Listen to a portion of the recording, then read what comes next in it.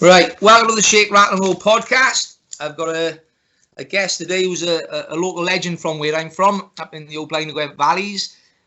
Former Welsh international rugby player, former amateur Welsh boxer, and current coach of the Welsh rugby team, the one and only Byron Hayward. Thanks for joining me today, By. How are you doing, bud? Yeah, I'm good, Shake. Thank you. All right, bud. Long time no see, buddy. Obviously very busy at the moment. Loads of questions I've had in today. For you off Facebook, off Twitter, couple of serious questions and a couple off your old rugby and boxing mates, which are not so serious. But I'm looking forward to doing this one. What I always use these for, I'll just pretty much have a chat to you about the background as the young Byron Hayward, how you got involved in boxing and rugby, and just a stage by stage progress as to where you are now in your career. All right. So how are you coping with the lockdown at the moment? Oh. Up and down, like most, I think. Yeah. We've furloughed since the end of March, and it's just a boredom, I guess, isn't it? Most people struggle with. Yeah, is there any sign of you guys as a Welsh setup being able to get back and do some coaching and do some training yet? Have you had any discussions over that? We've had some chats regarding, just going out and watching the Pro 14 games as soon as they start back up, which hopefully will be sort of around the middle to end of August. Yeah. And it'd be nice to get out in the regions again and see the boys, watch a bit of training, and obviously view those games and hopefully get something up and running around sort of October, the end of October, early November time. Well, the Premier League football have started back up this week, haven't it? So is there any sign of the regional scene in Wales starting to play rugby again? Yeah, there's been some talks around sort of the middle to end of August about some derby games, obviously just within Wales. So that's been put in place really, and I know the boys will be starting back to training soon. So there's obviously so much change now with the different programs with testing and making sure everyone's as safe as possible and making sure this disease don't spread any further. With the regional side as well, I was talking to Ross Moriarty about this. Fortunately for the eye level with the television, there is money there for you guys to put the right processes in place with the testing, and for me as a coach in a different sport, but we are going through the same things as you, where it's like having your right arm cut off because we can't do what we want to do every day. Surely the sensible approach would be, if you've got a pool of players that are all happy to be tested on a weekly basis, let's get them done. If they're fit and healthy, let's get them back to doing what they do best as well. I mean, what's your thoughts on it? Yeah, definitely. I'm sure you wouldn't talk to any player or coach or anyone involved in sport. It's just like, we realise how much we miss it. That's one thing this situation has put us in. Like, we realise how much we love the sport, whether we participate in it or you're a supporter. Yeah. It's been a massive part of your life, and all of a sudden it's taken away from you. If you look at us in Six Nations, we were in the Vale for 8 weeks, so we had a lockdown there, really. Yeah, of course. Yeah. We're in a lockdown where it's so intense and flat out busy, and then straight into a lockdown then in March, where you go from being incredibly busy and full on into your sport into absolutely nothing at all. So we can't wait for it, and I agree with what you're saying. Yeah, the things are in place, will be put in place by a medical team doing an unbelievable amount of work on it. Yeah, and making sure all the protocols are passed and everything is safe and legal. From the boys, the disease spreading, because the last thing you want then is obviously to have 1 or 2 in your camp, and then it'll go through the wine for. That's where the regular testing, hopefully, should minimise it, and it should be personal choice. Like if you've got a player, and I know full well the sport wouldn't hold it again, if they say, well, no, I don't want to take that chance, that's their decision, but it should be personal choice. And if you've got a group of lads that are happy to be tested, happy to go back into the training scheme of things, and start contact and all the rest of it with their teammates, I don't see any issue with that. They're fit, young, healthy men. The survival rate on the disease is in line with any other normal illness around the place, so that's just my take on it. Just what you said there, where you said about you going to lockdown at the Vale with the players. So for the Six Nations, you all as a unit, then you meet up at the Vale and you stay there for 8 weeks. Yeah, well, that was a big eye opener for me, really. You think it's only down the road, 40 minutes away from me, but you just well be in New Zealand, really, because you get off for like 1 day a week. and the rest of the time you're in the camp, and it's basically 24/7. So you're staying in the hotel as well, then, yeah? Yeah, everything. Oh, that's pretty intense, I'd imagine. Yeah, it is. Biggest eye opener for me, going from regional rugby, which is obviously day to day, and the season's very long. But you have an 8-week window where it is constantly 8 weeks, and it's 24/7 for those 8 weeks. How do the players cope with that? I'd imagine as coaches, you're giving a few bollocking over the 8 weeks. You're trying to keep them in check. I think from a playing point of view, they are always really active and busy. The amount of sessions they do now, and obviously got pre-ab, then you got sessions, they got rehab after sessions, then they got physio medical. So the days, surprisingly, is not a lot. You don't get any bored of downtime. It is actually a lot of work time. And ready for bed at the end of it. Yeah, you're shattered at the end of it, so you just can't wait to get to bed really and get up and start again. Right.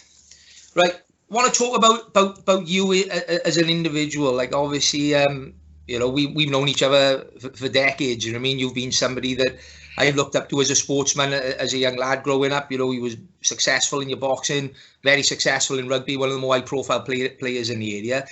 How did you start? When did you start playing rugby? By how old was you, and where was it to? I was 7 years old and played for Untitled Mini Rugby. Yeah. My father got me into it. I think he actually wanted me to play more than I actually wanted to play myself. Your dad played himself as well, By? No, he just rugby fan, yeah.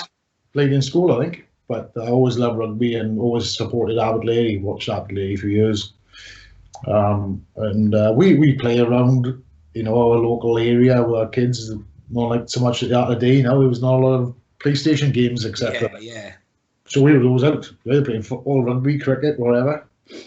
And I always remember playing and always hang around the kids who were a couple of years older than me.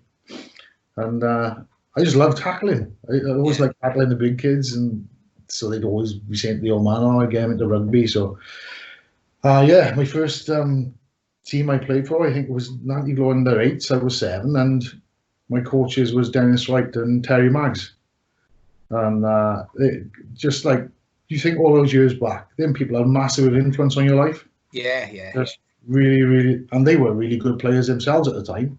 Yeah. Playing for Bliner at that time were a great side. And they were excellent players, and they took their time out to go and coach kids on a Sunday morning. And obviously their boys were playing, Steve Maggs was playing, Darren Wright, and they were good players. But the influence those people have on your lives later on is it's immeasurable, really, because they don't just teach you how to play rugby; they also teach you how to be a good person as well. And they were great and have fun, which was the most important part, I think, for kids taking part in any sport, is to remember to have fun. And we always have great fun there. If you don't enjoy it, I come across this on a weekly basis where I have parents dropping their kids off for a jiu-jitsu class. And 8 out of 10 will love it. They'll come in, they'll enjoy the process. They can't wait to come back to the net. But 1 or 2, and any sport is not for everybody. Some will enjoy rugby, some will hate it. Some will enjoy football, some will hate it. Some will enjoy combat sports, some will hate it. But there's nothing worse than seeing that kid who's there and full well they don't want to be here, because as you've just said, it's not enjoyable. The more enjoyable a practice is, the more the kids will learn and the more they'll want to do it as a living, So we involve a lot of like games and that down with us as well, particularly for the younger kids, just so that there's a bit of technique, a bit of sparring, but also a bit of fun, where they enjoy it. Also as well, going back to mini rugby, what you said, like I remember playing mini rugby. I think every kid in the Valley's played mini rugby at some stage, didn't they? Like I remember, you remember him, old Ian Griffiths Mole, who's passed away now, sadly. Me and him played. I played prop for Abbott Lady, believe it or not, and he was playing prop for Nantiglow, and we played in a mini rugby. And it was rugby then. There was tackling. Now there's a lot more. There's tag rugby. There's limitations on the. And I understand the concept of that, but I do think sometimes we wrap our kids up in cotton wool a little bit too much. And I remember having my nose smashed over my face at playing rugby. I remember breaking my arm, falling off a tree swing. I remember breaking my ankle, jumping off a bloody tree. But all these things build us as characters in life. And I think, as you said, now there's too much of the Xbox and the PlayStation ethos where they're quite happy to have no social skills and sit in their bedroom and fiddle on a computer all day. For me, I like the hands-on approach, as you said, and that team camaraderie, being part of a team, I think is so important for developing an individual, whether it be man or woman. Yeah, I agree 100% what you're saying. I was talking about it with a wife the other day about just like if you use that, we talk about just life in general, but if you look about why most people don't do things in their life and go on to achieve their dreams, we all have dreams when we're kids. It's because of fear. Yeah. It was whether fear of failure, fear of hard work, fear of getting injured, fear of what people say, criticism. But when you're a kid, you think back to what playing mini rugby then. It was you go and get stuck in, like get bumped about, fall out of a tree or whatever. Yeah. Oh, you break your arm, it'll fix, it'll mend. Yeah. Rub it in. That's what they used to say on hand. Rub it in. That's it. Yeah, and it does develop your character, but it also develops because you think about a kid when they're young, they don't have fear. My granddaughter's coming down later now, and it'll be a whirlwind year. But we put fear in our kids. It's like, get off our wall. Don't stand on that. You fall off and hit yourself. Well, no, let them stand on it. They fall off and hit yourself. It don't matter. Yeah. So obviously, without jumping off the top of the roof. Of course, there's limitations, but no, I agree what you're saying. Yeah. But sometimes we train our kids to be fearful and the tag rugby and things like that. You know, it's okay to start off with, I suppose, if you're 5 or 6, but yeah, you know, didn't have to get bumped about it. I'd like to see the stats now as well on how many are playing mini rugby now, because they're still quite strong in our area in particular. But I'll guarantee that it's not the same as when me and you were youngsters, and I'll guarantee the follow-on of some of these kids going on to play at senior level, even at an amateur level, it probably drops off a little bit now again, because I just think that, you know, I work in a school and I just see the difference in social skills. Like I'll drive into school on a Monday morning and I'll drive past 50 kids all sat together, all doing this. Not a conversation going on between one of the 50, all on their phones, messaging somebody in the next bloody room. You know, I just think the world has changed so dramatically. And I don't think it's for the better when it comes to developing youngsters, particularly in sport. You know, that's just my take on it. Yeah. What? So you played mini rugby for the 90 Glow team. Obviously, when young men become quite serious, it's around about the youth level, isn't it? Under 15s, under 16s. So who was you playing for at that time? Was you still up at the 90 Glow scene, or had you moved on by then down to that lady? Yeah, well, I was school rugby then, so I think we finished about 14s, and then playing school rugby. And I don't know, you go through stages as a teenager, hormonal changes, and I wasn't very good at all. I had a couple of years I was rubbish. My father used to let me know that quite often as well. I can imagine knowing your dad, yeah. Yeah, and those were the words, you're rubbish. And then I got to 16 and joined up with the youth. And everything seemed to change from there. I started dedicating my life to it more, training a lot harder, and I had an unbelievable coach, Brian Davis, who still lives in Adelaide now. That's Paul and Reese's. Is it really Paul? Is it dad or uncle? Yeah, Reese is his father. Yeah. So Brian was a coach here, and that guy was about 30 years ahead of his time. Unbelievable influence on my career. Biggest influence, actually, on my, throughout wherever I've been. That's a big accolade when you think of some of the people you've been around mine over the last 20, 30 years. Yeah, and in terms of influence, you had the biggest influence over everyone. Yeah. I think he allowed you to be yourself. Didn't criticize you when you made mistakes, and just give you a free license to go and get that word again, enjoyment. Yeah. And the 3 years I was there, we had good teams. We were successful every year. You know, we won Northmont Cups and Gwent Cups, got the finals of Welsh Cup. And we were really successful for the 3 years. And I really believe that was a lot of it was down to him. Yeah, that shaped you on what you wanted as a career then, I'm guessing, as well, yeah? Massively. You know, you couldn't wait to go training on a Tuesday and Thursday. Just to be with the boys, work hard, have a bit of fun. And we'd certainly have a bit of fun after a game on a Saturday. I remember those days. Rugby club, you know, and lifelong memories, and made friends for life as well during those times. Did you do you have any international honours at youth level? Yeah, so I was fortunate. I think I was 17, and I went on the under-19 tour to Canada when I was 17, and that was the first time I'd ever had any international honours. First time I'd ever been on a plane in my life. We weren't very prosperous. You know, my father worked in the mines and my mother was a cleaner in the pub, so we never went holidays to Weymouth, things like that. But So I went to Canada for 3 weeks, which seemed like 3 years. I was only there a week. I can't wait to come home. I was homesick, but yeah, typical Valley boy. But what an experience for a 17-year-old kid from the Valleys, as you said. First time to get on a plane is to go and represent your country in another, on a foreign ground. So did you play against Canada on that tour? No, I didn't get capped on that tour. I played a couple of provincial games, but I didn't get capped. So the boys who were a couple of years ahead of me there, who were like Di Young was a captain, Webster, Tony Clement, and it was only like I remember the following summer after that Richard Webster got capped for Wales in the '87 World Cup. Right. How old were you been then? 19, 20? Yeah, 20. He was 20 years old, and Di Young was involved, and Andy Clement. Within a couple of years, they were playing for Wales senior team. And you pinch yourself then. You think, I was actually playing in the same team. Yeah. A couple of years younger, But then I played 18s, 19s, 20s, and 21s, the age grade stuff.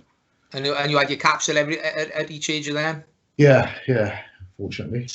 So your first adult club then after youth was Abertillery? That's right. And I guess so. Obviously, just for those watching us a bit younger than you and me, there was no professional setup back in them days either, was it? So how did that work? Were you working at the time as well while playing rugby? Yeah, so what they had then, they called it the old merit table. So basically the best teams in Wales were in the table in this one league. And they used to call it first class and second class. Well, Abertillery were a first class team, and they were a very good side. And a lot of top quality players from then. But I was working on a building site, worked for Gay Construction. Abertillery, a couple of people there pulled some strings and actually managed to get me a job labouring there for a couple of years, and I loved it. Great. And I think you look at all the training we do now, it's all manual functional work, isn't it? Yeah. Digging holes all day. It can't get much more functional than manual. And again, a lot of people talk about the old days, but some of the real great rugby players from our area were miners as well, underground on a shovel and a pick all day, and some big, tough, strong men were created in that era as well. So after Abertillery, but you went to Ebervale and you had lots of success there, alongside one of your mates, Kingsley, as well, wasn't it? What's your fondest memories there at Ebervale? Was that when you transitioned there? Did you have an opportunity of going full time then, or was you still working? No, well, it was a couple of. Actually, I went to Newport for Abertillery. It didn't last very long, and then I went and played for Newbridge before I got to Ebervale. So this would have been the 90s. This was a real good couple of years in Newbridge. Enjoyed it there. Great bunch of boys again, like you said. Good Valley spirit, good side. But then the game went sort of professional around 95, 96 area. Yeah. Well, before that, I was plasterer when I became a plasterer, and I was doing my trade as a plasterer. So I'd actually given up the rugby because I'd gone into the boxing, like sort of more full time, and then I was going to turn professional with Enzo in Newbridge, and I'd come out of sort of retirement because I would give up the rugby because I wanted to get my weight down to box. Yeah. Newport asked me would I come out and play a game for them, and there was no money in them days. It was sort of backhanders. I think it was like 25 quid. Couple of beer tokens. Yeah. And I was living with my wife, who I'm with now, and we just got together, and I was skint. So I thought, I'm going to give my rugby. And right in the very last couple of minutes, we played against Cross Keys. I got tackled, and I was in a ruck, and I broke my neck. So what was that? You broke your neck? Yeah, I broke the vertebrae in my neck. Yeah. So I was out of action for ages. So that really, and I'd had all the tests, the medicals, everything to turn professional boxing. At boxing. I only had to have a brain scan the following week, and that was it. Because Joe was with Mickey Duff at that time, and Enzo had managed to get me in with him. Who was like Mickey Duff was one of the top promoters. He's like, sort of Frank Warren and Ed Ewan, So that just for a kibosh on that really, because I was in hospital for such a while, and then by the time I recovered from it, when I come out and got fit again, rugby had turned professional during that time. Life turns out, doesn't it? Go one way. So then, the opportunity came then in Ebervale to go and play rugby for them with a professional contract, and it was weird, because it was like, you got to work every day. You you graft hard, then you go home and you train in the nights. Well, somebody now was actually paying me to go to the gym. Yeah. And when I was pinching myself, I couldn't believe it. We used to train in flex in Blaina, all the Ebervale boys. And, a good mate of mine, Craig Bettis, as you know, he had a gym there then. And we'd be in there training a day, and so your day's done then by like 4 o'clock. That's it. Yeah. And everything you need to do, and you got all this time in your hands. But yeah, the fact that somebody was actually paying me to train took a lot of getting used to, really. I bet. But that must have been. How old was you then, by when you signed your first pro contract? 26. You know, and was you married then as well? No, I wasn't married, but I was with Tanya, and you know, with Tanya, yeah, quite a nice change in circumstances for you though, because I say this to everybody as a sports person. There's only like it's less than 1% of people actually live their dream and get paid for doing something that they love, you know. And for you and the lads at that time, that change over from the old amateur rugby scene to the pro, what a breath of fresh air, and rightly so. You know, when the elite sportsmen in every other sport in the country were getting paid a wage for being the best at what they do. And you know, you look at the Welsh internationals that just before that time with you playing in front of 80,000 people. And as you say, getting some beer tokens and a couple of quid in their back pocket. So revolutionary, really. What success did you have at Ebervale? Did you win anything when you was at Ebervale? Well, we got to the final of the Swirly Cup, which was a big thing then. Yeah. We finished like amazingly. When you think back at this, the achievement in that, we finished in the top 4. So we actually qualified for Europe. So we were playing the European Cup with Toulouse, Edinburgh, Ulster. That was our group, and they had massive provinces that they were at the time. And Ebervale, a little tiny club village here, outplayed, and we went out to Toulouse and played them in the group game, and we lost 108-16. And we played them a month later at home and beat them. Incredible, and probably as well, you know, when I talk a lot, like I got a sign in my gym, and it says "Comfort zones are where dreams go to die." And can you imagine Toulouse driving through this valley, heading into that ground, right, after all the glitz and glamour that they've probably enjoyed for years, and thinking, you know, a bunch of hillbillies, yeah, we ended up. And it must have took them completely out of their comfort zone. The changing rooms, I guess, are not even on the same spec as what they had over there. The crowd, the setup, you know, I went to a few Ebervale games when he was playing, and the atmosphere was highly charged, but at times, you know what I mean, when he was playing certain teams. But it just shows as well, you know, like you said, lose 108-12 was it out there, and then come and beat them. And how did that feel, beating a team like that, you know, as a Valley boy doing what he loves doing? Yeah, pretty incredible after what happened, you know, a couple of weeks earlier. Yeah. Actually, as you know what it's like in sport, if you've had a beating of some kind, it'll usually take you a good while to get over it. But yeah, confidence is gone, and everybody, it was like, you know, they had a couple of players less, but if you look at their squad, full of French internationals. And it was exactly that. We just took them by surprise. They obviously were very complacent, as you would be, beating someone by... As you would, yeah. And we just made it a mess like we did with most teams that came here. There was a lot of scrapping in the game. It wasn't like it is now. And there was fights going on all over the place. And we didn't play that much rugby, really. We would have come off second best again. So, but we got the result. Yeah, it was amazing. I don't think they came in the club after. They was straight on a bus and left. I bet they couldn't wait to get back to the airport. I was looking earlier at the clubs you've played for. I got a list there. You've played, at an high level, Ebervale, Llanelli. Was Llanelli or the Scarlets at the time? Yeah, Llanelli at the time. It's the Llanelli. Gloucester, Sale Sharks, and then you came back and finished your career back in Wales with Pontypool. Is that right? Yeah. That's right. Yeah. So was Ebervale your favourite period as a player, or were there did you enjoy the move into England and trying something different? Yeah, they all did different pros, I guess, in a way. But I think Ebervale, in terms of, it'll be a special place for me because I'm a Blaenau Gwent boy. Yeah. I just think that the spirit we had in that team there was so many local boys. Yeah, and I think that was the key, wasn't it, to your success as well? A lot of local lads playing for that setup at the time. Yeah, definitely. And the fact we weren't just playing for a team, we were mates as well. And we each other banter. And if we weren't involved in rugby, we'd be going for a pint together. Yeah. But also, we all achieved so much from it as well as a result of being a strong team. Individually, then a lot of the boys got capped from Ebervale. Did you win your caps when you was at Ebervale? Yeah. I was at Ebervale, at the time, and then I went on tour of Wales the following year. But it was the year 99. I was in Llanelli then. I was playing for the Llanelli Scarlets in 99, and then went to Argentina on tour of Wales that year. So who was your first cap against? Well, I was on a bench a few times in the 1998 Six Nations, so I played for a couple of years to the A side because they had the A side running then. Yeah. And it seems like you feel like sometimes it's just ain't going to happen because you play for the A team so much and then you train against the first team. Yeah, and then you know it's just subjective, isn't it? Selection. You know, everyone says who's your best coach you ever had, and it's usually the one that picks you, isn't it? Yeah. On that, what you said about who the best coach, and I'm like a repetitive record. I've said this in every interview I've done on these podcasts.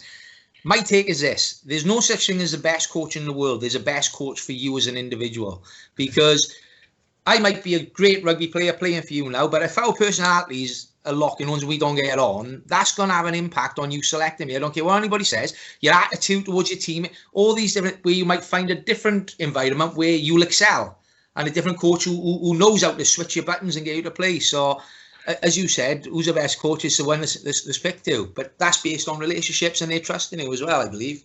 Yeah, that's right. So just going back to you just think it's not. I think I played about 16 times the East side, and we won a Grand Slam as well in '99. And just going back to that. So I got on the bench then, got picked for the first team. I got the bench 5 Nations and on the bench in Ireland and against France. It wasn't like it is now. They put everyone on. Yeah. But didn't get on the field. The South Africa tour was coming up then, the following summer in June, and unfortunately Kevin Byron was the Welsh coach at that time, got sacked when we just got smashed against France in Wembley, and they just brought in 2 interim coaches, which was Dennis John and Lynn Howells, just for the tour. And it was crazy how we went there, really, when you think about it, because we had like 10 days training. We were now going to play the best team in the world at that time. They were the #1 team in the world. We'd had 10 days training before we left. And the squad that went to South Africa to start with, it didn't hardly resemble the squad that I was with in the Six Nations a couple of months earlier, because so many players had dropped out. And I think it was because the Lions tour was the year before. And usually the boys had so much fatigue and pick up injuries that there were so many players dropped out of that tour. So we went over there and we went to Zimbabwe first to play a game, and that's where I got on my first cap. And then we played South Africa at the end of you play in teams like Natal Sharks and provincial sides, or like international teams. Well, yeah, they could hold their own at any international, couldn't they? Them regional sides over there. People look at that game where we lost to South Africa 96-13 as like, it's not really a true reflection of Wales versus South Africa. Yeah. By the time loads of boys got injured then on the tour, they were flying players out left, right and centre. And that wasn't I don't think it was a Welsh team really. But, we were Welsh as in we were Welsh people, but there was nowhere near the team that played in the final. So many key players missing out of it. Yeah, and you're playing the best team in the world who are at the top of their game. Do you remember Kingsley? Did Kingsley captain Wales that day? He did, yes. He went on the tour initially. He came out. He got called out because I think Rob Appleyard got injured. Yeah. So he came out and he captained that game, yeah. So that was your 2 caps then, was on that tour. Did you make any of the squads after that then, or? Yeah, well, Graham Henry came on then to follow after that tour. The coach was involved in a lot of trials and things, and the following year went to Argentina on that squad. Yeah. I didn't win in the test team. But the boys won 2-0 the test series. It was a good tour, really good tour. Good and a real good strong squad that went there. I'm sure if that squad had went to South Africa 12 months earlier, it'd have been a different result.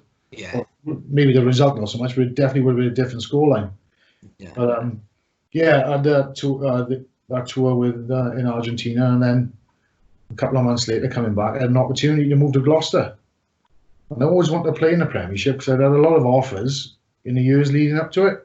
And I thought I was 29, coming on 30, and if I don't do it now, it'll never happen. So I took the opportunity to go and play in Gloucester. Was the ruling then that if you play for an English club, you couldn't play for your country?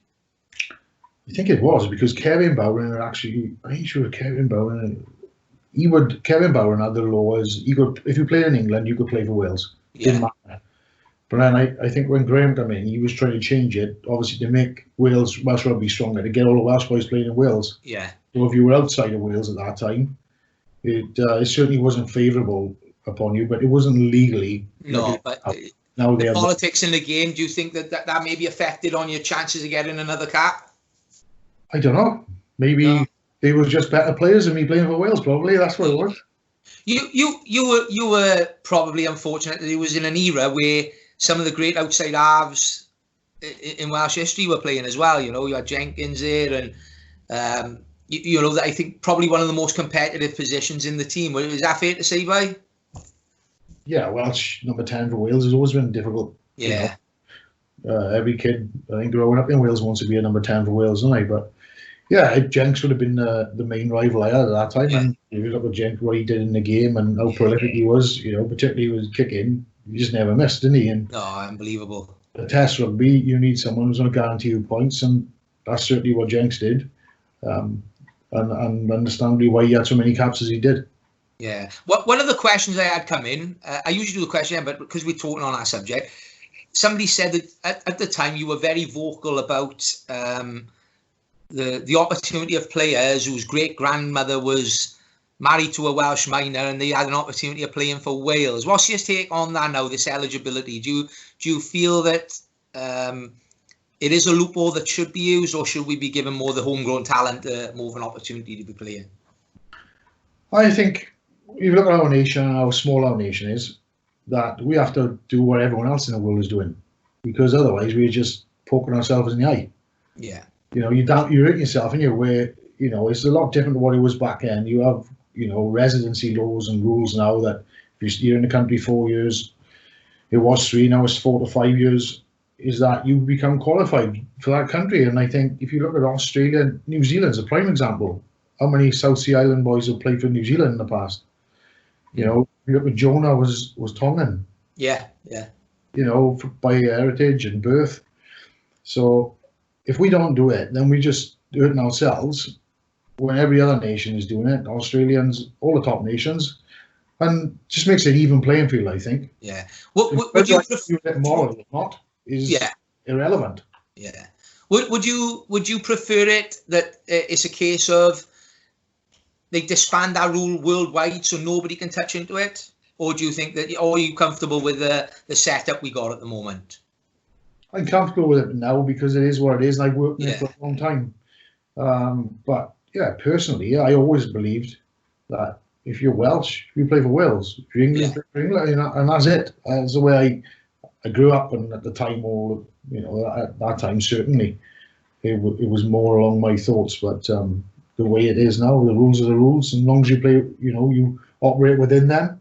Yeah. Everyone's on an even playing field, and nobody can complain, really. Yeah, that's a fair comment. But what about you as an individual? What's the most memorable game you've played in? That's a tough one. Tough one, particularly with the amount of games you've played. But if you had to select one, what would it be, and what would the reasons be for? As a player, not as a coach, as a player. As a player.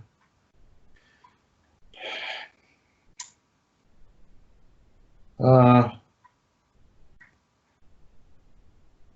probably for selfish reasons, performance-wise, we played against Natal Sharks for Wales, at Kings Park. I played fullback, really. Even on that tour, I played quite a bit of fullback, which wouldn't really be my position, but I'm just so desperate to get on the pitch, get a red jersey on for the A team and on the bench, and then when you actually get on there, it's like I've been filled with so much adrenaline, I'd have played anyway. Yeah. And playing that game against Natal Sharks, I really enjoyed that game. We lost some like 28-26. It was really close. And I managed to score a try. I think Arwell put me through a gap. And I'd scored a try and got man of the match. I had a watch off Sky Sports. Watch after the game. We've still got it, or we've sold it on eBay? Yeah, I still got it. It doesn't work well. So from performance point of view, and that, Kingsley was one of my best mates, grew up in the same street as him all my life. He had just come out to the tour. Yeah. And that was the first time we played for Wales together. I live on the top row of East Benduin on the street. They're 5 doors from each other. So that was another massive reason as well for it. And it was, especially looking back now. Yeah, that's a fantastic, for me, to do it with somebody you've grown up with who's your best friend, and the two of you, brilliant experience for the pair of you. The teams in the yards in school, every weekend. And we usually want to be on opposite teams because we'd always have a bit of banter and always want to get stuck into each other. Massive competition between us right throughout our lives.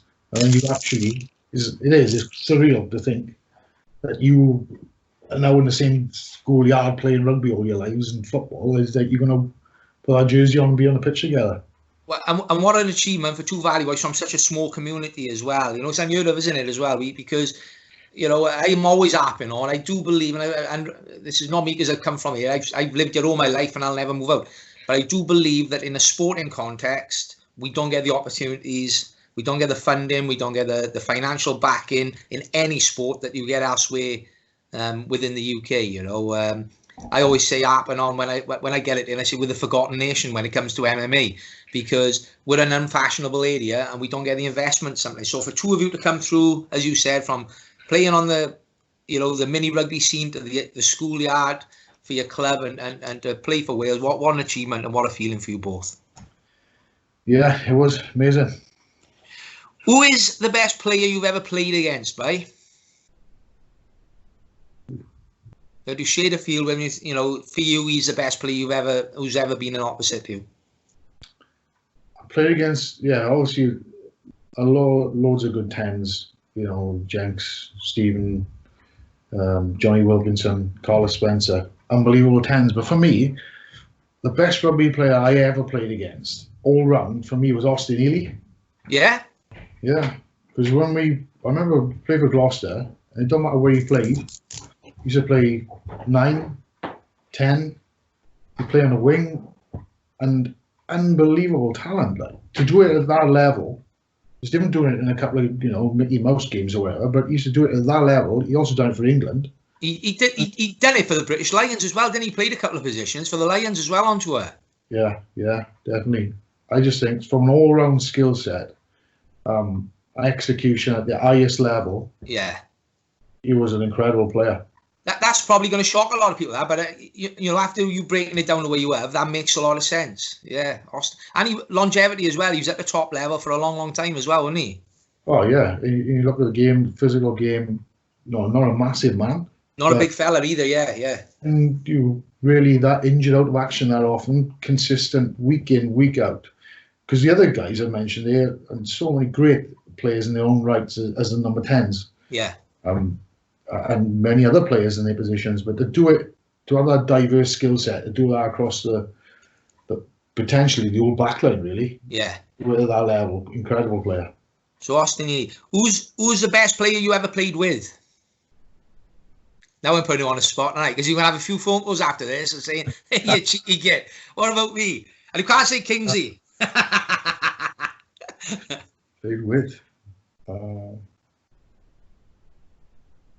I remember it's like playing for Gloucester, and someone who'd had a real massive impact and made my eyes sort of go, wow, this guy is unbelievable, like made such a difference to our team.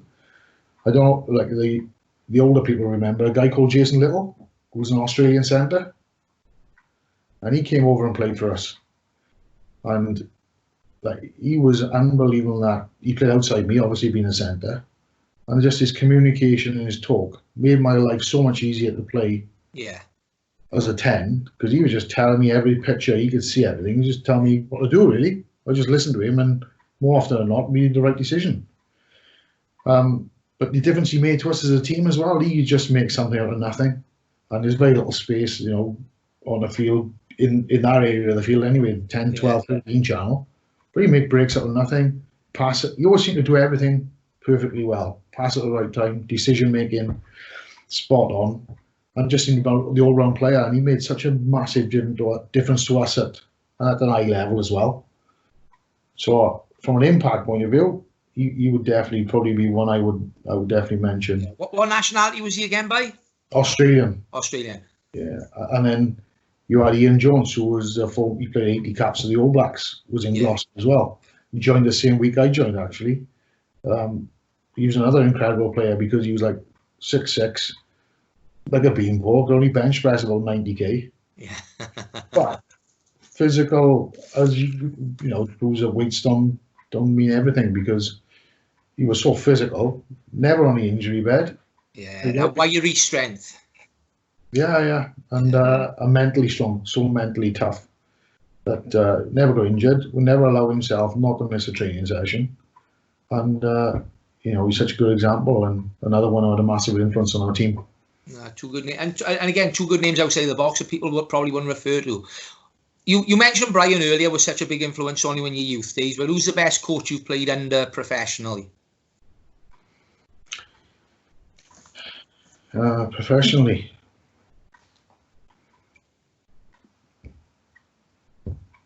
how long have we got? As long as you want. I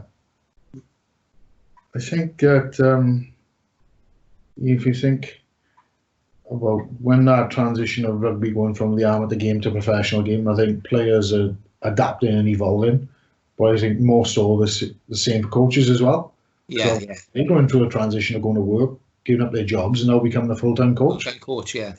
Yeah, and I think Lee Jones was a really good coach in Ebervale for us because Lee was working in he's an electrician in a place in Usk, and now he's actually a professor of psychology. Yeah, he's gone on to upskill himself. Yeah. How much in that change and transition in his life he embraced it, and so Lee was a really good coach, I think, for his time. He was a lot into the psychological side of things individually, as you spoke about earlier, about relationship with coaches. He used to do my head in sometimes on a Sunday morning, ringing me up.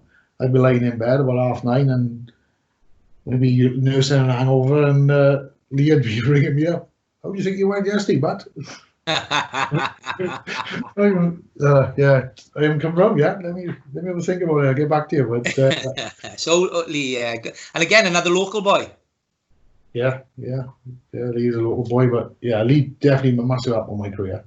Massive help. And I think he generally cared, what I think is so important about coaches now is that he generally cared about people individually. Yeah. Even though he wouldn't show it, Lee, he was never found it hard to give compliments, but he always did his best for you to help you be the best you can be, and that's what being a coach is about. Can't ask for no more from a coach, can you? Yeah, that's right. So Lee Jones, is the one you would choose from?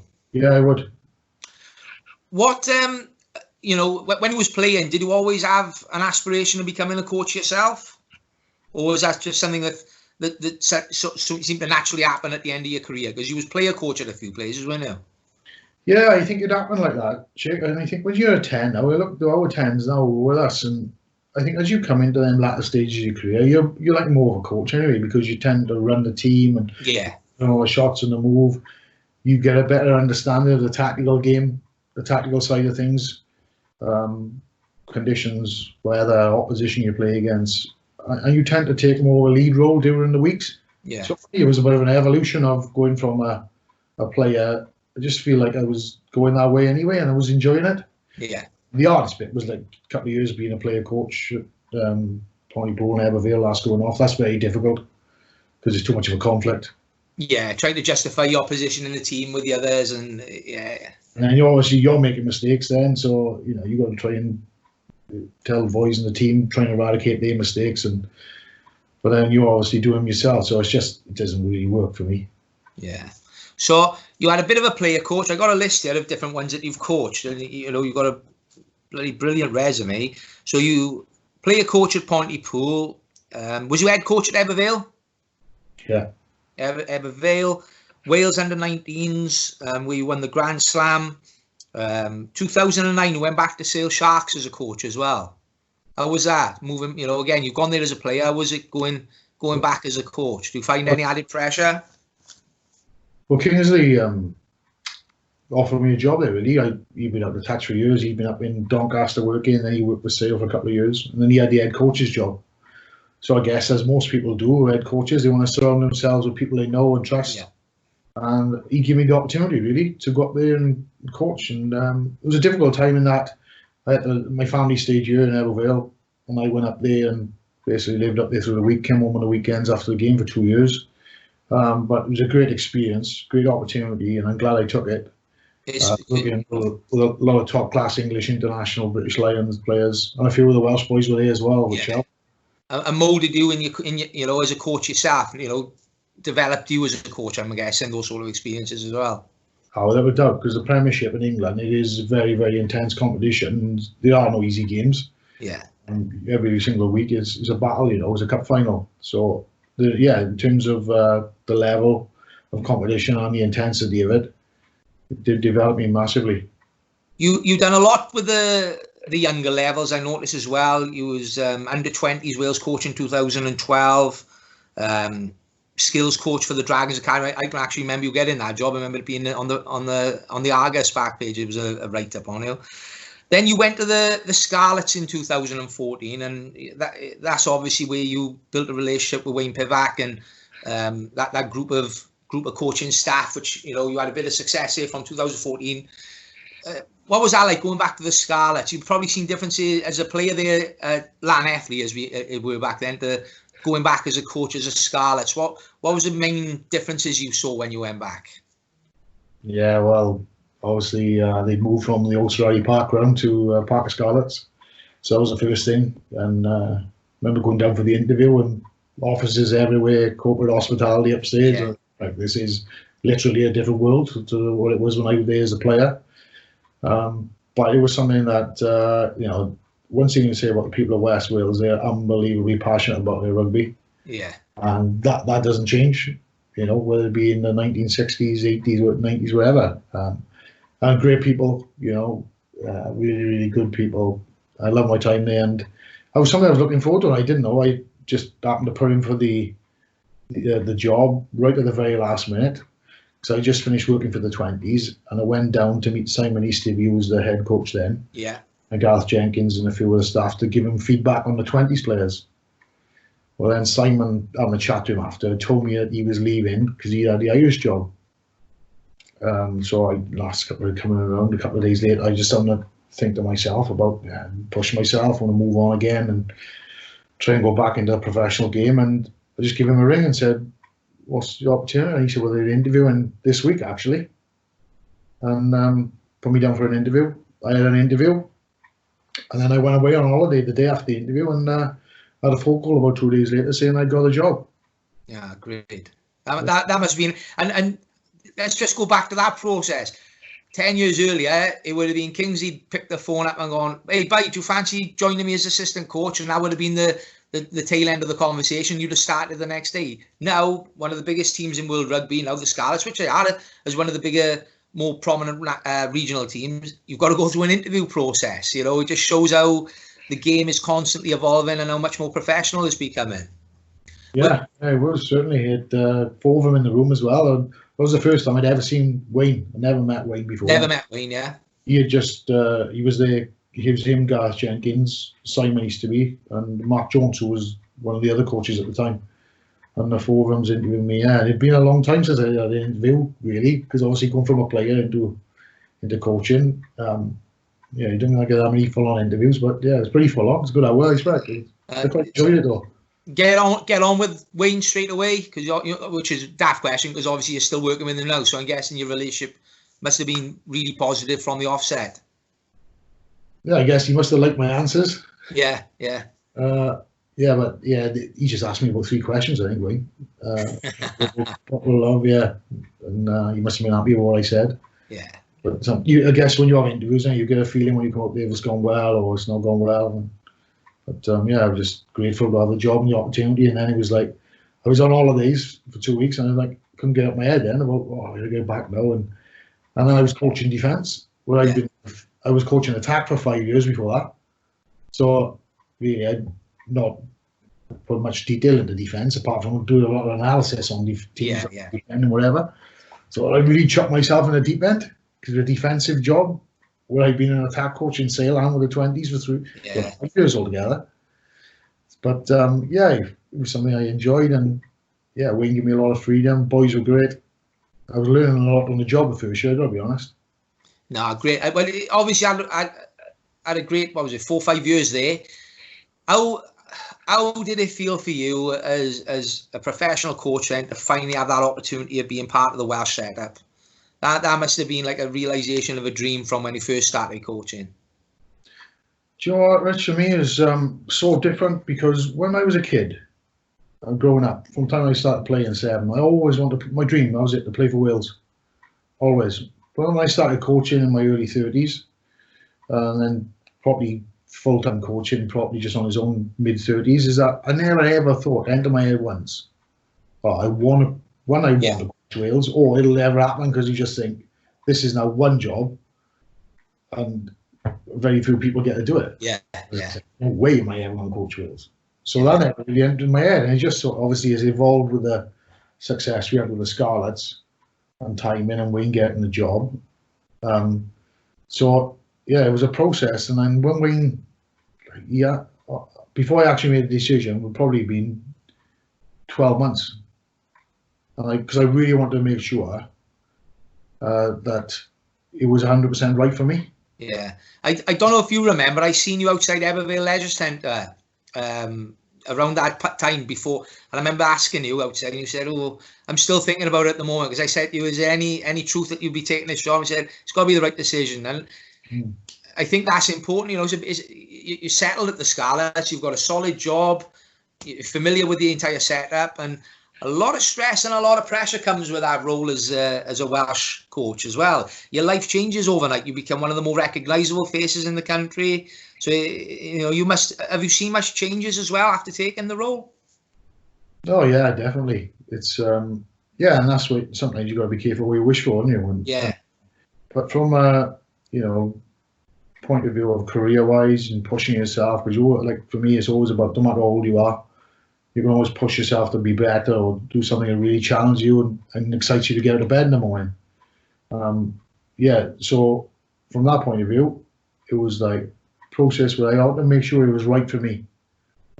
And because sometimes you doubt yourself, don't you? You have doubts, and human nature. Yeah, you have doubts, and you just think, wow. I'm private. I like my little quiet house in Evervale, out the way.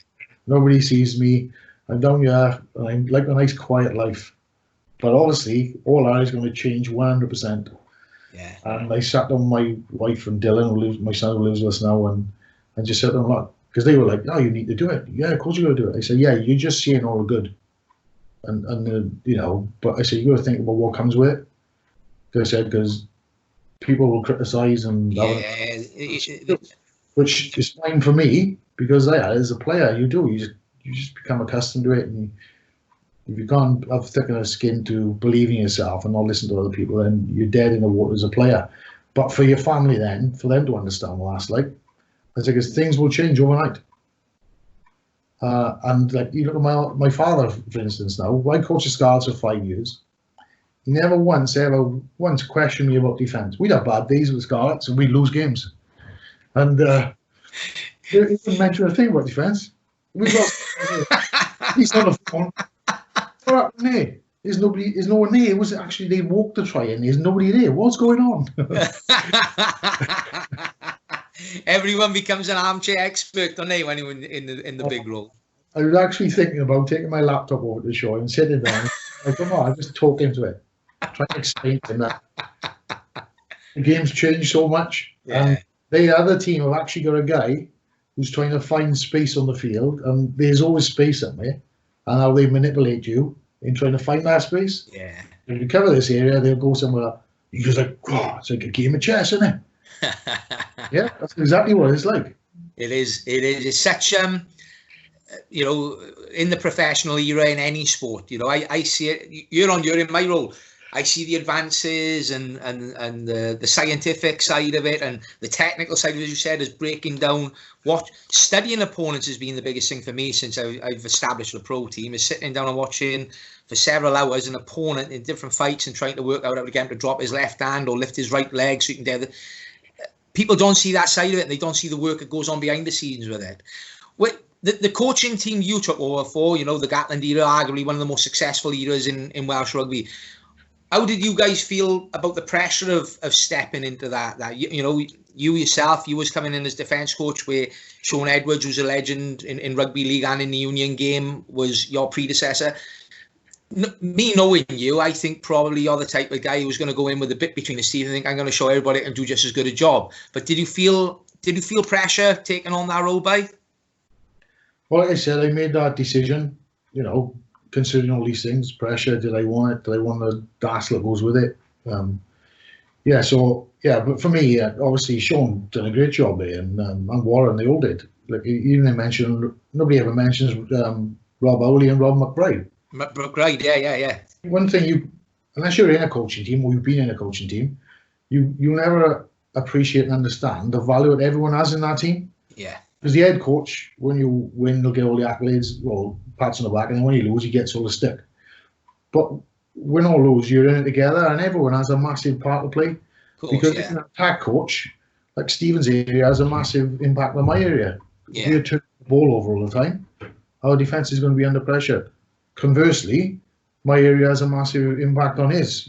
That if I can get the ball back from turnovers, that's the best ball for him to attack off. So it's a working relationship, and every person has a massive role in that. It's a cog, the team, the coaching team, and I believe that Rob McBride and Rob Owley didn't get the credit they really deserve. But going back to Sean, and my point of view, going back to my father again, he goes, "Ooh, don't any of you taking that job?"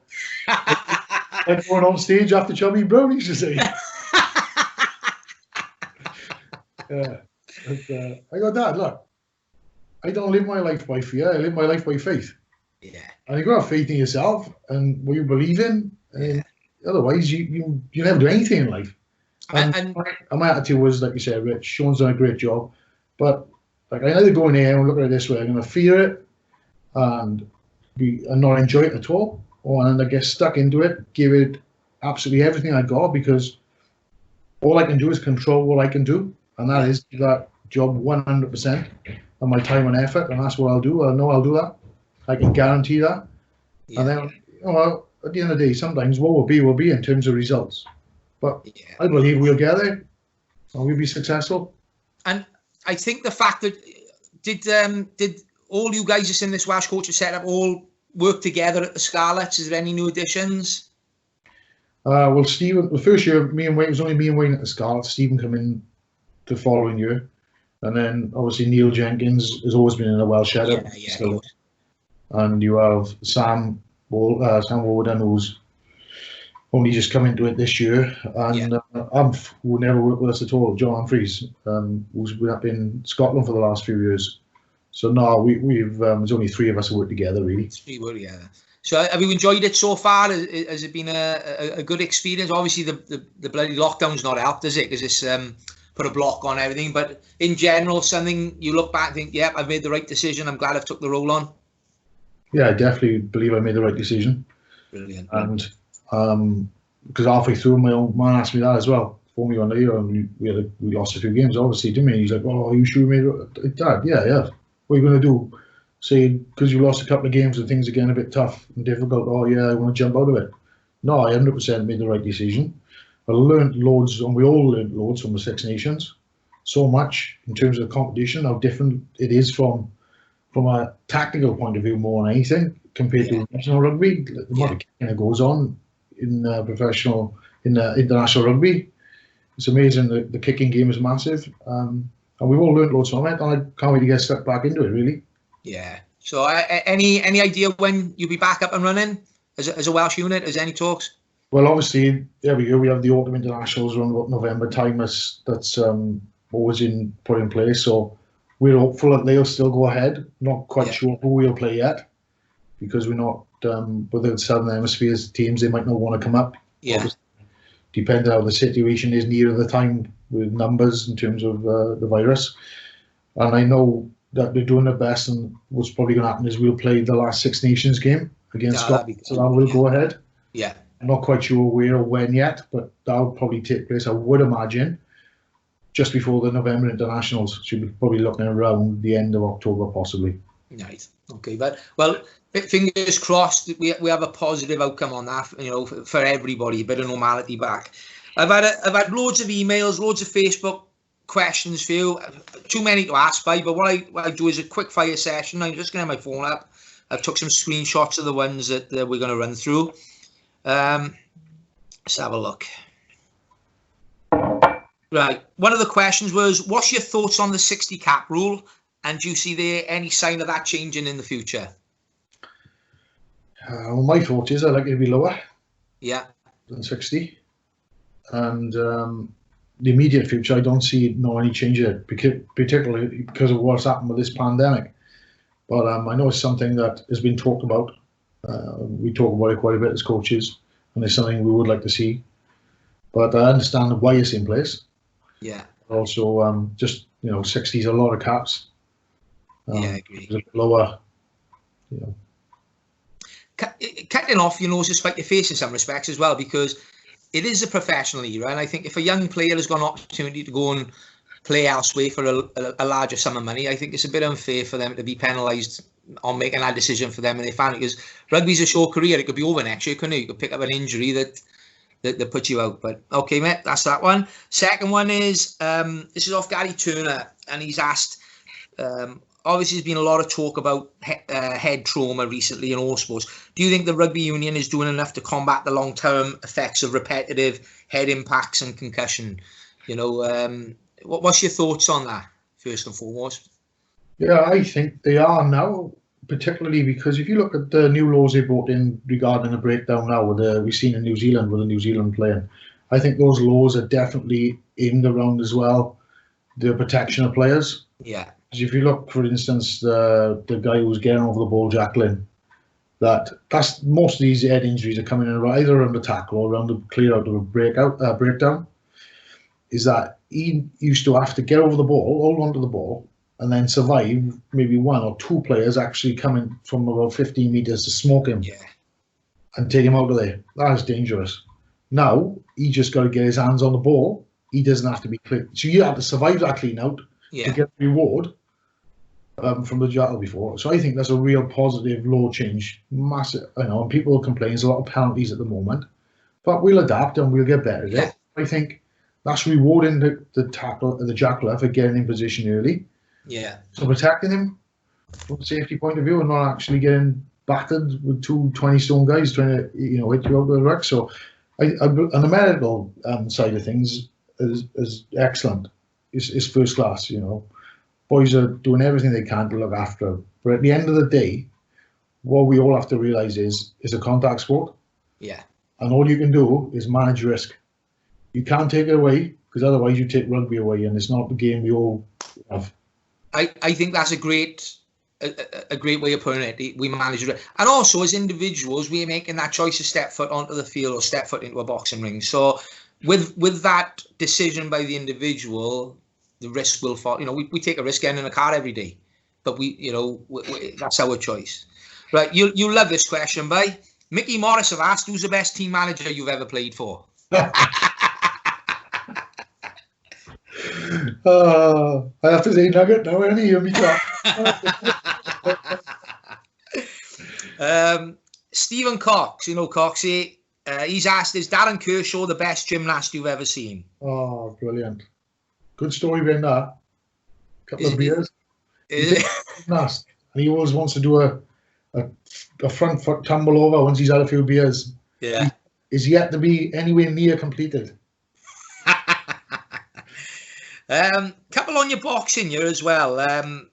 Enzo Macronelli, I've had Enzo on. He's a good guy on the podcast recently, and he took to Twitter after I posted that I was interviewing and said that he felt that you was involved in the greatest amateur boxing bout he'd ever witnessed. And Gary Lockett jumped in there and said it was the 1994 Welsh ABA final against Clayton Smith. Do you remember that day? You were knocked down a couple of times, but you've come back to stop him in the third. Yeah, what was that experience like? Yeah, great fight. Enzo said that to me a couple of times actually when I met him, and it was, I guess, good fight to watch.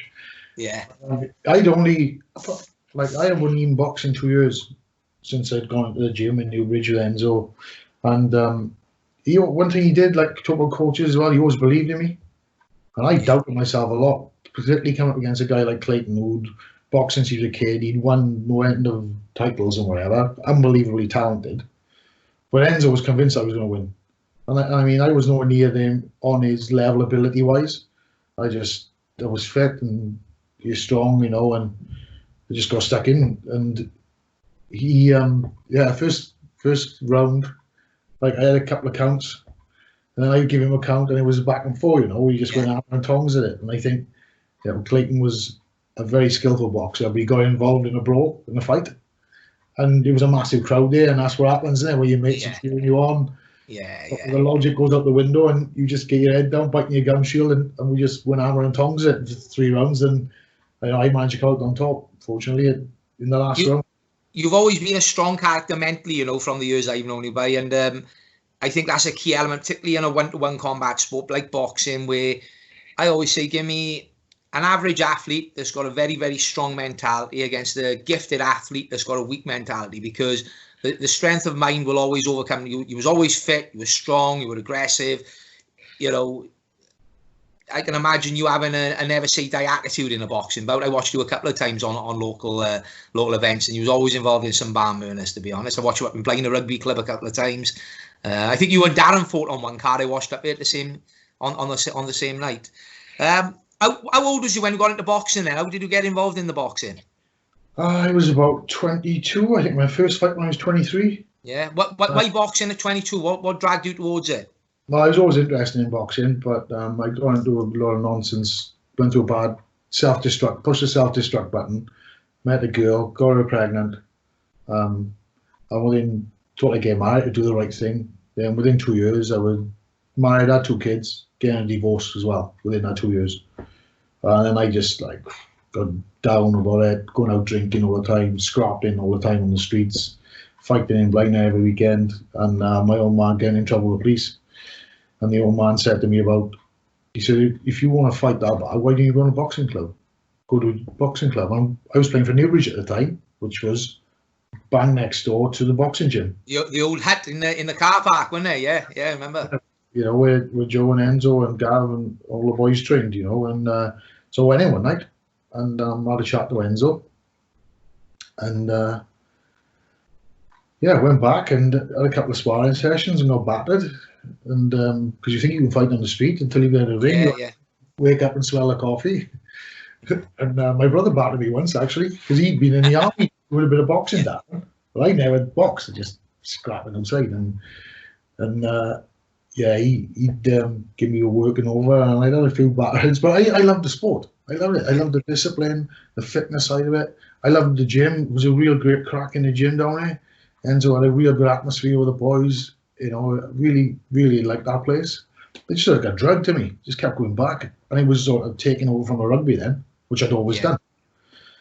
And he got me in my first fight 6 months later, and then it just followed on from there, really. So when I fought Clayton, I'd only had 16. I had 16 fights. I hadn't lost. I was unbeaten. And that was our Welsh final, which was over 18 months or so, under 2 years. So was that your first Welsh vest, or did you win one at Novice as well? No, I didn't. No, I went straight into the championships. I don't think the Novice championships were around then. I don't know if they were going. You know, I work closely with Gary Lockett. You know, he's our Jack's boxing coach, and he always spoke highly of you and said you could have made a career. But he is biased. He said, you know, he's got to speak well of you because you used to sort him out tickets for the Scarlet games on a regular basis when he was down there. He said, so I can't upset him. I got to be positive about him. Yeah. How many amateur fights did you finish on by? Well, I had a break then, so like I said, when rugby went professional, went back into rugby. When I was 31 then, even just before I'd finished playing for Gloucester, I was playing pro rugby, and I came back and had a fight right at the end of the season, end of May, when the season finished, against Franco Bogue, a boy from Cardiff. So I go back into boxing again, and so all in up, a couple more years at that, I have 34 in the end. Yeah. And I'd lost 4. What you know, again, you've been blessed, I suppose, to have been part of a really high level area of sport in both rugby and boxing, because obviously the Kazagi gym is famous now worldwide, isn't it? You know, and I ask this question to anybody that's trained with him: how good was Joe? How good was he? Yeah, hard to put it into words, really. But all I can say with Joe is that all the rugby players and athletes I've coached, he was unbelievably by far the most dedicated, the fittest, the most highest self-belief I've ever seen in anyone. And yeah, everything Joe has from boxing he deserves. Yeah. I've seen firsthand, like, the work and the amount of dedication he put into it. It's a lifestyle, as you know. If you want to get to the top of anything, it's not just a day, it's a lifestyle. It's what you're doing, you're away from the place as well. And Joe was an unbelievable, mentally strong, physically strong. He had everything. Yeah. That's why he was unbeaten and did what he did. And I think, obviously, working closely with his dad had a massive impact as well. Yeah. It's, you know, it was like a fairy tale story, wasn't it? Training in that little shed, ideally, it started off as a Kazai. They got a nice gym now. I've been down I've been down a few times with Joe's boys because I've had lads compete on a few of their events from my gym. But I think what you said there, he had every attribute to be, and he was a southpaw, which was difficult. Mind that, you know, we've had a few southpaws against our Jack, and trying to get southpaws into spar is difficult because they're not the norm, is it? You know, and they're always a little bit different way. But like you said, he had the physical attribute. He was fit, couldn't he? He could go for days, couldn't he? He never tired. I never watched him fight Joe and think, oh, he's starting to falter. He could keep that pace going for the 12 round. Gary said to me when I interviewed Gary said, I could hold my own wherever I went in sparring, but when you sparred with Joe, it was a case of surviving the rounds and trying to do the best you could. You never went in, he said, with intention of winning a round even on times. He'd beat you that good mentally when you go in, you know, just for you. He's somebody I'd love to have on the podcast, Joe, but you know, he is busy and I appreciate that, but I am on his case regular, try and get him on, just have a chat about some of his stories. If you had your time, say for example now, it was 2020, say you was an 18-year-old Byron Hayward now, do you think you would have pursued the boxing or the rugby? Because you're going into it now where the professional is already established for the rugby side of it. There's probably access now, you know, to an higher level of boxing because the game has moved on there. What would your choice be? Would it still be rugby? He's thinking about that one. Probably not. Hard about that one. I always said that if I'd started it earlier, it would have been like my boy Dylan, you know, and done it as a teenager or whatever, and I would have stuck with the boxing, I think. Because, and there's pros and cons with individual and team sports, but like you only got to worry about yourself when you're boxing. Yeah. Somebody, you know, you have a bad day, you lost because it's your problem, it's your fault. It's your fault. You can't blame anybody else. You can't hike anyway. In a team sport, you can sometimes hide behind the other 14 if it's rugby or the other 10 in football. But as an individual in boxing or MMA, you've got yourself and nobody else. Nobody can help you out then. Yeah. And that's what I believe is that, you know, sometimes in rugby, you know, something that let the team down or a few boys have a bad game, then you lose and you can play as good as you want or put as much effort in as you can. But yeah, just from a self-satisfaction point of view, because I know, like, if I compare when I won that Welsh Amateur title against Clayton, and then when I played for Wales, obviously playing for Wales was massive, but that night for me was the best night of my sporting life. Yeah, I can imagine. Because it was basically, it was me and Enzo, and, you know, you're in there on your own, but it is you and your coach, really. It's such a personal achievement. And that type of fight where you've had to overcome adversity as well. You've been knocked down. Some characters stay down. I say this, they're capable of getting up, but they don't want to get up because they know they got to deal with it a bit more. So, you know, your mental strength on the sporting side of it, I think you'd have been a very successful boxer personally. If in the area now, particularly around our neck of the woods, you know, and Wales in general, MMA has grown as a sport. It wasn't around when you and I were kids, you know, it was not even heard of back then, you know, early 90s, till the UFC videos started appearing on the tapes. What would you, if you was an 18-year-old now, because you know, I know how competitive you are and you enjoy the combat sport, is MMA something you think as an 18-year-old you might have given it a pop if it was as prominent when you was a youngster? Yeah, definitely. I definitely would have had to go with it. And who knows, you know, depending which way you want to go is, you go down that route. But I definitely would have tried it because I remember, you know, Craig Bettis used to have the gym up in. He was doing jiu-jitsu up there at the time, wasn't he? Yeah, and I used to go down his garage up there with him and then down his garage a few times. And I was really intrigued with it because I think if you don't know anything about it, like any sport, you watch it on the telly, you just think two guys on the floor having a wrestle or cut. Yeah. Or when you actually go and do it and you actually see, you can watch it better with a better eye then because you can see the moves and you try to manipulate the opponent to get him in a choke or to, you know, and give you better understanding and appreciation of it, the sport. And like going down there with Craig and he tied me up in knots, like, and And he'd say, it's feeling it, isn't it? You can watch it all you want. When you experience it's a different ball game altogether. And you get all your respect and admiration for what them boys are doing on it, because it is tough sport. Because he used to say to me, "Do you want me?" You know, and I'd be going mad, using all my strength, and he'd be laughing and giggling at me. And the next thing I know, he's got me in a choke, or he's breaking my arm or something. Yeah. He's put no effort into it, but it's all technique, and it's fascinating. Fascinates me. Yeah.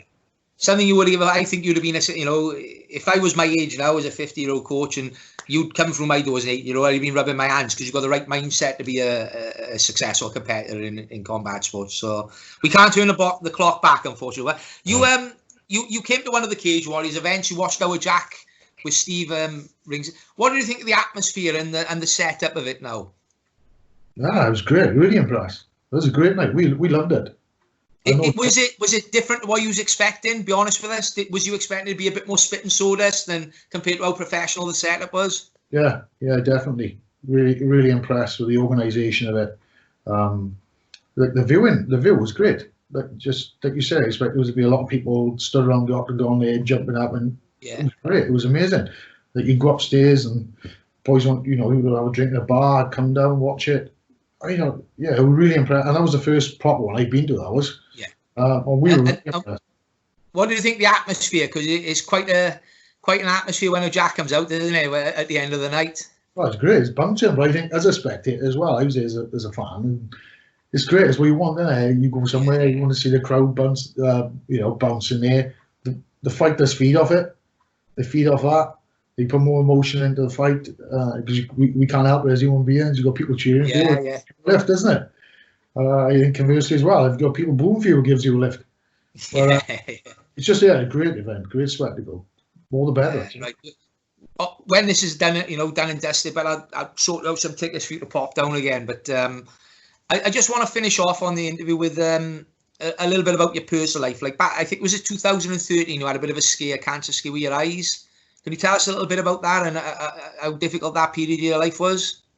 Yeah, I done a routine night test at Specsavers in Everville. Just get a voucher through the door. Thought I'd go and check it. And they found something behind my right eye. Sent me for tests in Everville, which by the time I actually got it was 6 months later. They picked something up just before Christmas. But they weren't quite sure it was because I had to go to the specialist eye hospital, which is in Liverpool.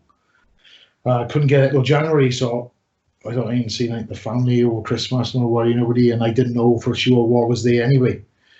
So I went up there in January with my wife. She found a letter in the house that I did, an oncology. It said oncology on it, and so she kicked off with a bit of a barney. So I was going to tell her I was going up there for a rugby meeting in North Wales. Yeah. But she found anyway. She came with me and went through a load of tests on the day at the hospital, all-day job there. And then sat in this professor's room at the end of the day, and I was laying back. Obviously, I had my eyes scanned. He was on the ultrasound. You could see a screen behind me. My wife could because she was sat in the room, and I obviously couldn't see it. All I could hear was blubbering, crying. And was that something not too good? Here we go. Because you could see it on the screen, and then he just, there you have it, don't they? These people tell you straight, look, he said, you got a tumour in your right eye. These are your options. You can either, if it's not malignant, leave it there, and hopefully it'll not give you any trouble. If it is malignant, then chances are you're probably going to lose your eye. It'll spread to your liver, and this is where you go. The options are to have a biopsy and then have radiotherapy to kill the tumor if it is malignant. So it was no brainer. You had to stay up there that night. Went into hospital the next day and had a biopsy, which was probably the worst. 3 operations, so it was probably the worst one of the lot. Really, was the biopsy because I had to be awake. And I had to stick a needle down the back of my eye to get the tumour. So you get for about 40 minutes trying to get the tumour to see if it was malignant or not. And then I went home, wife drove us home, and then about 4 days later they phoned me with the results to say it was malignant. So I had to go back up the following week and stay in for a week. So amazing what these people do, incredible. Yeah. I mean, the care there. NHS staff, I know they get a lot of publicity now, and rightly so because of the virus, but those people are unbelievable. Yeah. And the care they give you. So I stayed in there for 5 days. They had a radioactive implant to my eye, and then for the radiotherapy to kill the tumour, and then they'd take another operation and to take it off for a week. So yeah, that was basically it, and I was monitored then every 6 months for 5 years, and I get monitored now once a year. And all clear and all positive at the moment, yeah? All good at the moment, all positive, yeah, and cracking on with life. And you've done a lot of charity work since. I see a lot in the paper and on the Wales Online where you've raised money. Was that for the hospital or for the charity that deals with this type of eye cancer, right? Yeah, well, I've done some for the hospital. I've done a skydive up there, and I raised about £3,000 for the hospital, I think, and then I done something for Ocumel UK, which is the eye cancer charity. Because it's such a rare form of cancer, there's only like 500 people a year in the UK get it. Yeah. They're totally reliant upon donations because there's no government funded. So I did something for them, and yeah, and I do a bit of work now at the moment with the Hospice of the Valleys. Is like I'm an ambassador for them, which I'm very privileged to be, and yeah, really important to me. You know, it's a massive part of my life now, and wherever I can do with the hospice, I do. With the charity, we run 2 events a year in Ebervale. So when we're back, and we always allocate a charity a place in the event to do collections, and then we make a donation. So I'd be more than happy to help you out with that. But if you wanna, we'll have a chat about that when it comes up. I'll drop you a text, and we'll see if we can raise you guys some money then around that as well. Thank you, it's much appreciated. With that, you know, in recent years as well, we spoke about faith earlier. Have you become a born again Christian? Is it born again Christian where you found your faith? Yeah. Yeah, I guess that's what you call it. But you know, I've been. Yeah. When I look back. Can I just stop? Was it after the cancer scare? Did that give you like a thought process that brought you closer to God, or? Yeah, fully time committed. Yeah. But when I look back, I've been in and out of faith all my life. I went, my grandparents took me to church when I was a kid. They went to Sunday school. My father actually made me go to Sunday school in Blaenau, but he never went himself, mind. But my grandparents were a big influence on my life, and my like teaching me about Jesus. And but it's not cool, is it? When you grow up and your mates and all go to Sunday school, so you go out to bed. And then I was back into it a bit when I was in the Welsh squad with Garen Jenkins, and the Tongan boys come to play for Ebervale, Coley Falatau and Josh Tomalulu, you know, and got going to church quite a bit with them at that time, but just always felt that didn't have a discipline or wanted to, I guess, try to run away from it. And if you look, I guess, your journey through life and your path, mine's taken me back on it. Probably from, it wasn't when I was going through the treatment of my cancer, it was after it was all done and dusted. I said to the wife one night, I always went up to church, at the local pub on a Christmas Eve. My father-in-law had a pint. So I just said this, I'm not going up there, I'm going to go up to church. And she said, why? And I said, say thank you. And she came with me. We went to the midnight mass on a Christmas Eve. And I didn't go back there for 5 months. And just sat here one day on a Thursday morning, just curious, you know, nagging me, go on, look at the church, see when there's a service. And then at 10:30 on a Thursday morning, there was a little old lady walking in the church. So I asked her, and she just said, oh, there's one here now. Come on in. Well, being walking in the ring is not frightening. Yeah. Compared to a little old lady want to take me to church, and I was like, oh, no, I'll come back another time. That goes back to comfort zones as well, doesn't it? Frightened to death, going there. Yeah. But she dragged me in, and I'm glad she did, because a few people there, they're really nice people. The Reverend there at the time was the chaplain of every rugby team, Jeff Waggett. And I just liked the feeling I had there. I liked the people that was there. And I went back and had a cup of tea and a biscuit with them after, and just got talking to Jeff and the people there, and they just liked it. And I wanted to go back. I kept going back for more. Yeah. And it was like would have been about 12 months later then, I got baptised in the church in Ebervale. And yeah, it's the best thing I've ever done in my life, without by a million miles. If I had a choice again, I would have done it when I was 18. Like going back to the boxing question, I would have done it when I was 18. I just look at it, it's a personal thing for me that I don't complicate it. It's not complicated, because people, they say to me, you're religious. I said, no, I'm not religious. I'm Christian. There's a difference. Religion's bad. It's full of wars and murders in the world. Is about religion. It's not about religion. It's about just keeping it simple for me, is that, you know, I don't judge anyone. No. I made more mistakes and more sin than anyone in this world. I don't judge people. I just try to live my life the right way. If I can help someone, I will. And I find a lot of peace from it. Yeah. Help me mentally as well. Get over, obviously, things like that, because you always question when you have illnesses. If you led a good life that's healthy, then like, why? Why me? Why you, yeah. And you go through the poor old pity thing, you feel sorry for yourself. When everyone goes through trouble in life, it's, you know, one thing you can guarantee in life, the storms are coming for all of us, you know, we're all going to go through storms. But I struggled with that for a while mentally. Yeah, and it's just, for me, it's the most important thing in my life. It's a regular thing, it's a weekly thing for you now, you attend church, and I noticed that I seen on Facebook a couple of months ago, I think, well, Christmas time, you was a guest speaker at the church in Aptolady as well. Do you do a lot of that, By? Yeah, people ask, I'll go around and do it. Yeah, no problem. Yeah, I've had a few around Wales over the last few years, and yeah, I'm happy to go and speak about, you know, my experiences and how it's changed my life and made me a better person. And because I think, like, for me, there's no negative to it. It's ask myself a question: am I a better person? Am I a better husband? Better father? Better relationships with? Am I a better coach? Everything, 100% yes. So there's no negatives to it for me, and it's a personal choice. You know, I don't ram it down people's throats. And people ask me about it, I'm happy to talk about it because it does. You know, talk about rugby all the time. You live in it. Yeah. I'm quite happy talking about faith and. So it's helped you as in your coaching role. You think it's not hindered you in any way, because you know it can be a rough and tumble sport, rugby, can't it? You know, but for you, your faith has made you a better coach then on the end of it, because of the way you approach life, I suppose. Yeah, 100%. It's about, it gives you more balance as well to my life.